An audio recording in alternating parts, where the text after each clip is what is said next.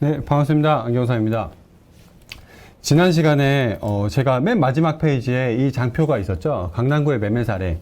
다시 말씀드리면 3년 단위로 매매가 일어난다고 봤을 때 보통 고객님들께서 50억에 샀다. 그러면 3년 있다 80억에 팔고 80억에 샀다. 그러면 120억에 팔고 이런 식으로 해서 100평 기준으로 놓고 봤을 때 15억에서 한 20억 정도의 시세 차익을 이제 발생을 시키셨는데 제가 1번이랑 2번이랑 약간 좀 차이가 있다라고 말씀을 드렸잖아요. 2번 같은 경우는 초록색이 2014년도고 파란색이 2017년도, 노란색이 2020년도입니다. 근데 보시면은 14년도에 평균 평당 9천만 원이 됐고, 그리고 2017년도에 평당 8,400이 됐어요. 14년도가 훨씬 더 셌잖아요. 평당 가격이. 이유가 왜 그러냐면, 저 당시에, 삼성동에, 이제 현대자동차 그룹이, 한전 부지를 매입을 했죠. 한전 부지를 10조 원 정도에 매입을 했습니다. 평당 4억 정도에 매입을 했고, 그래서 평당가가 확 올라갔어요. 자, 그러면 2014년도에 산 그 부지, 지금 어떻게 되고 있을까요? 얼마 전에 나온 신문기사입니다. 10조 고가 매입 논란 현대자동차 부지 땅값 22조로 올랐다. 이렇게 신문기사가 났어요. 지금 보니까 주변의 사례들이 굉장히 많이 올랐고 이면으로도 한 3억, 4억 정도 평당 가격이 되니 2014년도에 샀던 그 가격은 이제 거의 다 회수를 했다. 근데 이쪽 표 보시면은 지금 강남이 한 6억에서 7억 정도 매매 사례들이 형성이 되어 있어서 강남보다 삼성역이 인근이 훨씬 더 좋아질 것 같으니 훨씬 더 가격이 올라갈 것 같다. 뭐 이런 내용의 신문 기사예요. 자, 그러면은 강남에는 진짜 평당 가격이 그렇게 좀 형성이 되어 있을까요? 얼마 전에 비가 한 920억 원 정도의 강남 빌딩을 매입했다는 신문 기사가 나왔어요. 지난주에 나왔죠. 기존 빌딩, 청담동에 있는 기존 빌딩을 팔아서 한 327억 원의 차익을 올렸고, 그리고, 이제 와이프도, 김태희도 1번 지역에 있는 그 건물을, 대성학원 옆에 있는 그 건물을 팔아서 한 100억 정도의 시세 차익을 본 다음에 지금은 강남역 2번 표시되어 있는 그 지역에 920억 원 주고 빌딩을 매입을 했습니다.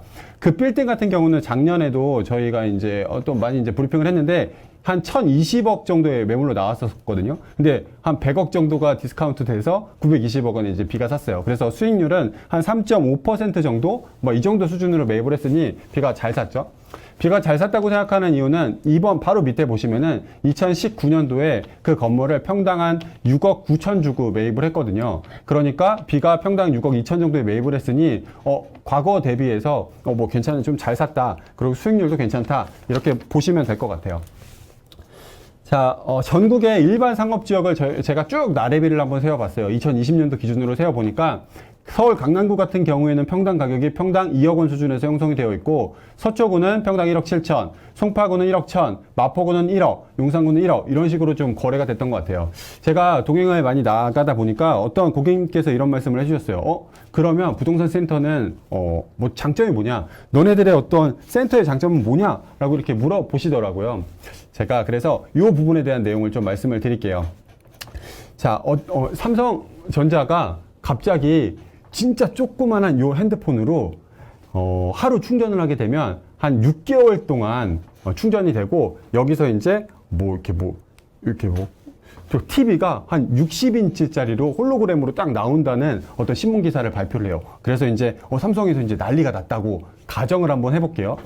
어떤 교수님께서 말씀을 하셨는데, 이런 식으로 가정이 나면 삼성전자 주가가 굉장히 많이 오를 거잖아요. 이런 내부 정보가 있으면은. 근데 삼성전자 주가가 과연 많이 오를까요? 오를 수도 있죠. 하지만 이런 기사가 나오면 안 오를 수도 있어요. 어떤 기사냐면 애플에서 하루 충전하면 1년 동안 충전이 되고 1년 동안 사용할 수 있고, 그리고 그 어떤 홀로그램이 120인치다. 뭐 이런 식으로 외부 경쟁 업체가 더 좋은 기술, 더 좋은 제품을 만들게 되면 삼성전자의 어떤 그 기술이 사장될 수도 있는 내용이잖아요. 자, 이런 것 같아요. 내가 어떤 나만 잘하고 있어. 그래도 되지만 주변이 어떻게 흘러가고 있는지를 잘 알아야 내가 성공할 수 있는 것 같아요. 저 건물이 너무 좋아. 근데 주변 시세보다 굉장히 높아. 그러면 사실 눈탱이 맞을 수도 있는 거잖아요. 그러니까 저희 부동산 센터의 장점은 사실 그런 것 같아요. 이 지역만 보는 지역들 부동산이 아니라 전국을 보는 뷰를 갖고 있으니까 내 이 건물이 전국적인 관점에서 이 위치에 위치하고 있다. 이렇게 볼 수 있는 거죠. 가령 저런 식으로 강남부터 맨 끝에 있는 인천 옹진구까지 딱 줄 세우기를 한 다음에 지금 사는 이 건물이 어느 정도 한 7번째예요. 한 7위 정도 되는 지역이고 7번째 정도 수준이네요. 뭐 이런 식으로 볼 수 있죠. 또 다른 예로는 지금 마포구에 어떤 분이 일반 상업 지역을 7천만 원에 지금 팔려고 하는 거예요. 옆에가 6천만 원에 팔렸대요. 그래서 저한테 이거 7천만 원에 팔아도 되냐 이런 식으로 말씀을 해주시더라고요. 그래서 제가 어떤 말씀을 했냐면 팔지 마라 그랬죠. 절대 팔지 말라고 그런 얘기를 말씀을 드렸어요. 개발하자 뭐 이런 식으로 말씀드렸죠. 왜냐하면 강남구가 평균이 2억이고 서초구가 1억 7천이고 마포구도 평균 1억인데 7천만 원에 파는 거는 너무 싸게 파는 거다. 그러니까 주변 일반 상업지역의 어떤 내용들을 알고 있으면 의사결정하는 데 굉장히 도움이 될 수 있어요. 자, 첫 번째, 시장에 대한 어떤 하우스 뷰를 갖고 있다. 두 번째는 이런 거죠. 사실 저는 임대료 어느 지역, 해당 지역 임대료도 다 알고 있어요. 평균 가격은. 그러니까 가령 이런 거죠. 강남 지역의 1층 임대료는 얼마 정도인 줄 아세요? 지금 보시면은 평당 33만 원 정도 있어요. 임대 면적 기준으로. 전용 면적 기준으로 하게 되면 한 66만 원 정도 되는 거예요. 강남 지역에 돌아다니시다가 저기 한 10평 정도 있어요. 임대료 한 600만 원 넘게 내는 거예요. 근데 과거에 코로나 이전에는 40만 원이니까 전용 면적으로는 한 80만 원 정도 됐거든요. 그러니까 굉장히 한 800만 원 내는 거죠. 10평 기준으로 놓고 봤을 때. 근데 강남은 이래요. 강남대로는 이런데 밑에 테헤란로 보면은 또 그렇게 높지 않아요. 뭐 14만 원 이 정도 수준이죠. 뭐 도산대로 강남 지역 다 그렇고. 그러니까 서울 전 지역의 임대료를 제가 층별로 거의 다 알고 있어요. 그러니까 이런 거죠. 이 건물이 임대료가 딱 이 정도 수준에서 나와야 돼요. 이 건물은 임대료가 1,000만 원 나와야 돼. 근데 제가 이제 매입하려고 보다 보니까 이쪽에서 임대료가 2천만 원 나오는 거예요. 그럼 사야 돼요? 사지 말아야 돼요? 이건 비싼 거예요. 이거는 어떤 특수관계인이 임대료를 뻥튀기 한 다음에 팔고 나오는 거거든요. 그러니까 임대료를 제대로 잘 알고 있어야 이 건물이 고가인지 저가인지를 알 수 있어요. 반대로 말하면 또 다른 케이스로 말하면 이 건물이 지금 임대료가 700밖에 안 나와요. 근데 주변에서 임대료가 많이 높아져서 이거 제가 보면 한 1200까지는 올릴 수 있을 것 같아요. 그럼 이 건물 무조건 사야죠. 그러니까 이런 내용인 것 같아요. 제가 앞전에 말씀드렸던 것처럼 전국적으로 어떤 시세나 상업용 부동산, 시세 이런 것들을 알고 있으니까 이 부동산이 전국 단위로 놓고 봤을 때 어느 위치인지를 알 수 있고 그 다음에 이 부동산만 놓고 봤을 때 임대료 수준을 아니까 이게 거짓이다, 진짜다.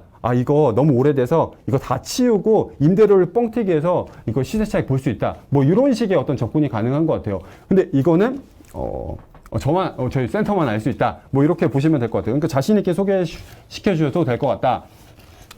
자, 최근 3개월간 30평대 아파트 순이에요. 이런 장표 보시면 되게 싫어하시는 분들도 계시지만 또 말씀을 드리는 이유가 아크로 리버파크가 2021년 6월 달에 신고가 39억 원 찍었죠. 그 다음에 아크로 리버뷰 신반포가 34억 원. 그리고 5위 보면 트리마제가 33억 원에 거래가 됐어요. 그리고 반포자이가 30억 원에 거래가 됐습니다. 자, 트리마제가 33억이다. 근데 트리마제보다 아크로 리버파크가 더 좋은 거 아니야? 라고 생각을 하니까 39억 원 실거래가 찍히는 거예요. 그러니까 사람들이 아파트에 대한 시세들, 신고가들을 다 알고 있으니까 저기 너무 싸다. 그래서 또 다른 신고가가 올라가는 거거든요. 저 내용을 다 알고 있으니까 동탄에 15억 주고 30평대 아파트를 살 수 있는 것 같아요. 자, 이런 거죠. 우리가 내용들을 다 알고 있어야 내가 지금 어디에 위치되어 있는지 알 수 있다. 이런 거고, 지금 중기단에서 많은 사례들이 사실 그렇게 나오고 있진 않아요. 근데 시간이 지나면 굉장히 많은 사례들이 나올 것 같아요. 지금 약간 딜하고 있는 내용들도 많고 하다 보니까. 근데 고객 입장에서 보다 보면 고객은 우리들만 있는 거 아니잖아요, 사실. 은행권에서 맨날 하루가 멀다시피 하고 부동산에 대해서 말씀하고 대출에 대해서 말씀을 많이 할 거예요. 그리고 보험회사도 부동산에 대한 내용 엄청나게 많은 얘기를 해요.